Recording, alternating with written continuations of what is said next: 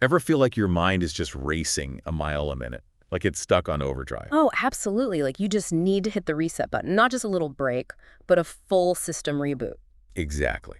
And that's kind of what we're diving into today. Walking. Walking. Yeah, walking, as in like putting one foot in front of the other. Huh. I guess we don't always think about something so basic, but But it can be incredibly powerful. We're taking a deep dive into this with Dr. Marina Nani. She wrote this fascinating article, Feeling Good and Happy Every Day, Walking to Zen Your Energy in Rich Woman magazine. okay, zen your energy. I like that. Right. So Dr. Nani talks about how walking became this like ritual for her to shed the weight of the day, not just literally, but like energetically. Makes sense. I mean, everyone knows that feeling of lightness after a good walk, right? Totally. But it's not just a feeling. There's actual science behind it. Oh, yeah, for sure. Walking has a huge impact on our nervous system. It affects our cortisol levels, the stress hormone. Okay, break that down for me. How does walking actually change things at like a chemical level? So when we're stressed out, our cortisol levels go way up. If we stay stressed, those levels stay high, and it starts to mess with everything, our sleep, our focus, our mood. Oh, I know all about that. Yeah, but walking actually helps bring those cortisol levels back down. And at the same time, it boosts our endorphins. Endorphins. Those are The feel-good chemicals, like natural mood boosters. so it's not just about clearing your head, it's actually changing your biochemistry. Exactly. That's pretty wild. And, speaking of clearing your head, Dr. Nani talks about how walking helps to quiet all that mental chatter. Yeah, she describes it as like getting in sync with the rhythm of life. I love that. And there's that great image she uses about an old castle standing strong through storms, like weathering whatever life throws at you. And that ties into some really interesting research from the American Psychological Association. They found that walking, especially out in nature, can actually break the cycle of negative thoughts. Like hitting the reset button on your mind. Yeah, exactly.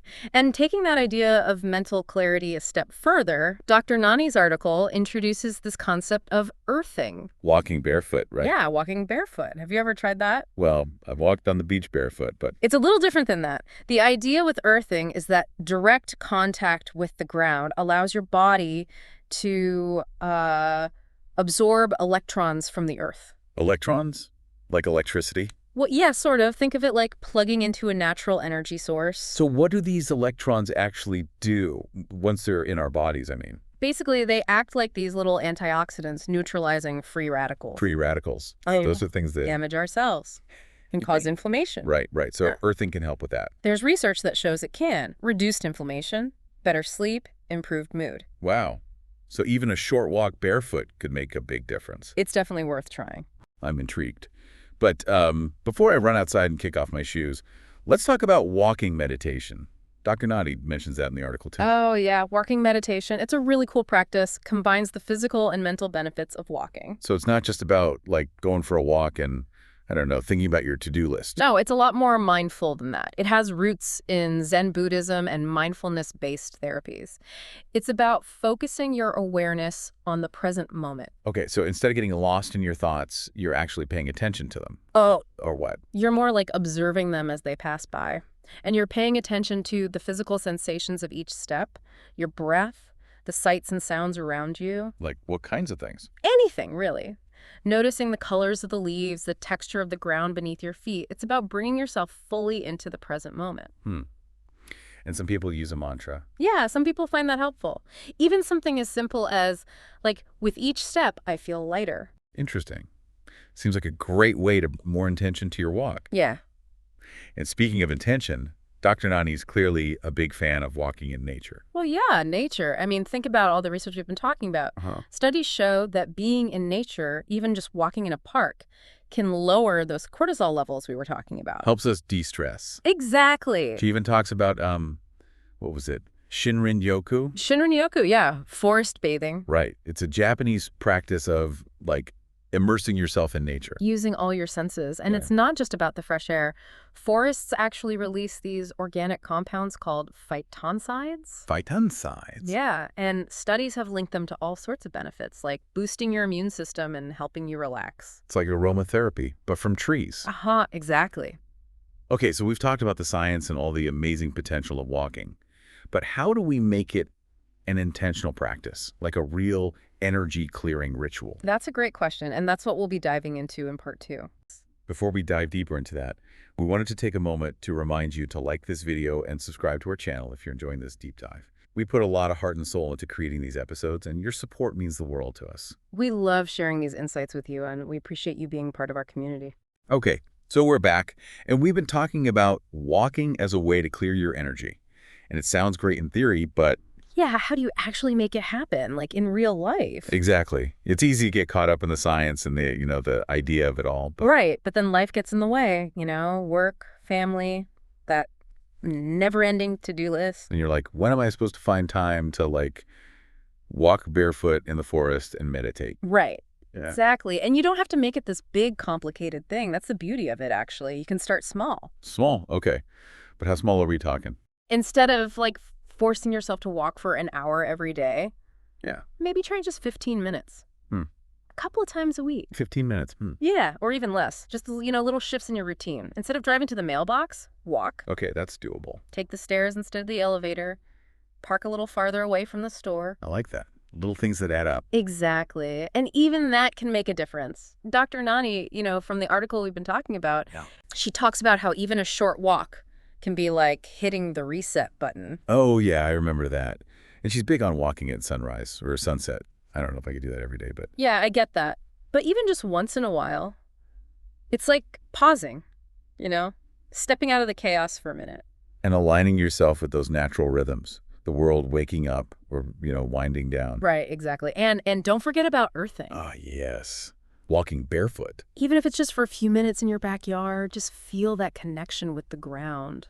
I'm going to be honest, I'm still a little fuzzy on, like, how that actually works, the whole electrons thing. Well, the idea is that the Earth's surface has these free electrons, and when you're in direct contact with it... Barefoot, your body can absorb them, and those electrons act like antioxidants. helping to fight those. Free radicals. Yeah. The troublemakers that cause inflammation. Right, yeah. So it's really about, like, restoring your body's natural electrical balance. It sounds kind of woo-woo, but... The science is there. Exactly. Okay. Now, I'm curious about that journal Dr. Nani mentions carrying on her walks. Do you think there's something about walking that makes it easier to, like, tap into creativity? I think there is. I mean, it gets you out of your usual environment, right? Yeah. And it kind of helps you see things in a new light. Plus, when you're walking, you're not, sitting at your computer staring at a screen. So your mind is free to wander. Exactly. And that's when those creative sparks tend to happen. So carrying a journal is a good way to capture those thoughts, those little flashes of inspiration. Before they disappear. Yeah. Don't censor yourself. Just write whatever comes to mind. It could be observations, ideas, even just random words, whatever. Like a mental snapshot of your walk. Exactly. And it doesn't have to be, War and Peace. Just a few sentences, whatever you have time for. Okay, that makes sense. And now, what about walking meditation? For someone who's, like, intrigued but also a bit intimidated, where do you even start? It can feel a little daunting, yeah, but it's really not that complicated. Start with your breath. My breath. Just notice it as you walk. The rise and fall of your chest, Yeah. the air going in and out. You can even try coordinating your breath with your steps. Like how? Inhale for 4 steps, exhale for 4 steps, or whatever feels comfortable. It's just a way to, like, anchor your attention to the present moment. Oh, I see. And then just notice the sensations of walking. The feeling of your feet on the ground, the movement of your legs. Be present. Yeah, exactly. Just be present. And when your mind starts to wander, because it will. Oh, it definitely will. Don't freak out. Just gently bring your attention back to your breath or your steps. It's a practice. It takes time. Okay, that's reassuring. Now, back to earthing for a minute. Are there, like, best practices for that? Does it matter what kind of surface you're walking on? Well, ideally, you want to be on natural ground. Grass, sand, soil. Those surfaces are the most conductive. Conductive, meaning? Meaning they allow those electrons to flow more easily. But, if you don't have access to a forest or a beach, even walking barefoot on pavement can be beneficial. Better than nothing. Exactly. And there are even, like, grounding mats and sheets you can use indoors. Oh, yeah, I've heard of those. They're made with conductive material, so it's not exactly the same as walking barefoot in nature, but it's something. Okay, so lots of options. And the key takeaway here is... Find what works for you and make it a consistent practice. It doesn't have to be this big, overwhelming thing. It can be as simple as taking off your shoes and walking around your backyard for a few minutes. Exactly. It's about enjoying the process. and connecting with yourself and, the world around you. Okay, well, on that note, we'll be back for the final part of our deep dive into walking to zen your energy. Before we dive deeper into that, we wanted to take a moment to remind you to like this video and subscribe to our channel if you're enjoying this deep dive. We put a lot of heart and soul into creating these episodes, and your support means the world to us. We love sharing these insights with you, and we appreciate you being part of our community. Okay, welcome back to the deep dive. We've been talking all about walking as like a practice for clearing your energy, getting that sense of calm. And we've covered a lot of ground, the science behind it, mindful techniques like walking, meditation, earthing. Yeah, it's been fascinating. But I imagine some people listening might be thinking, okay, where do I even begin? Right, it can feel a little overwhelming. Like, how do you actually put all of this into practice? Exactly. So what's a good starting point? Yes. For someone who's like intrigued, but also a bit intimidated by the whole thing. Just start small. Yeah. Seriously, don't overthink it. Instead of saying, I'm going to walk for an hour every day, start with 15 minutes. 15 minutes. Yeah, a few times a week, and build from there. Okay, that seems manageable. And even those little changes we talked about last time, like walking to the mailbox instead of driving. Oh, yeah, those little shifts. They can really add up. Dr. Nani, remember, she said even a short walk can be like hitting the reset button. Right. And she's a big fan of walking barefoot. Earthing. Earthing, yeah. Whenever you can, even if it's just for a few minutes in your backyard, just feeling that connection with the ground. I've been trying to do that more often. It's such a simple thing, but it can be really grounding, literally. Now, about that journal, the one Dr. Nani takes with her on walks. I'm curious, do you think walking makes it easier to, access those creative parts of your brain? Oh, I think so. Walking definitely shifts your perspective. Yeah. And it frees up your mind to wander a bit. So carrying a journal is a way to capture those thoughts and ideas that come up. Before they float away. Exactly. And don't worry about writing perfectly. It's just for you. Jot down observations, insights, random thoughts, whatever. Kind of like a mental snapshot of your walk. Yeah, I like that. Okay, so now, walking meditation. I'm still feeling a bit, I don't know, intimidated by that whole thing. It's totally understandable. But it's really not that complicated. Just start with your breath. My breath, okay. Yeah. As you walk, notice your breath, the way your chest rises and falls.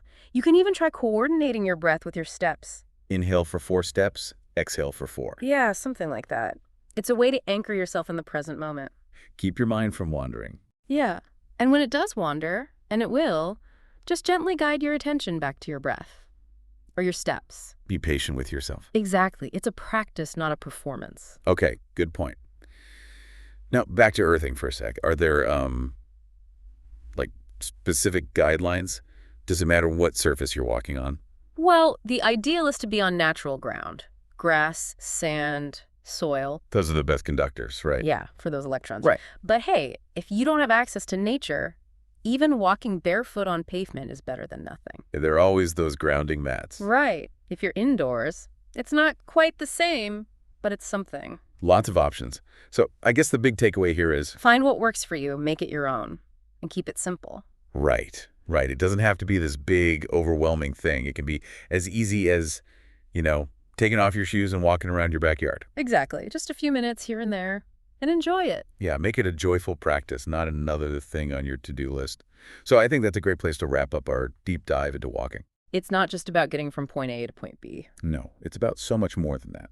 It's about connecting with yourself, with nature, with that sense of peace and energy that's always available to us. And it's right there, waiting for you, every time you step outside. So the next time you feel stressed or drained, or just need a reset, put on your walking shoes, maybe kick them off, and see where the path takes you. Happy walking!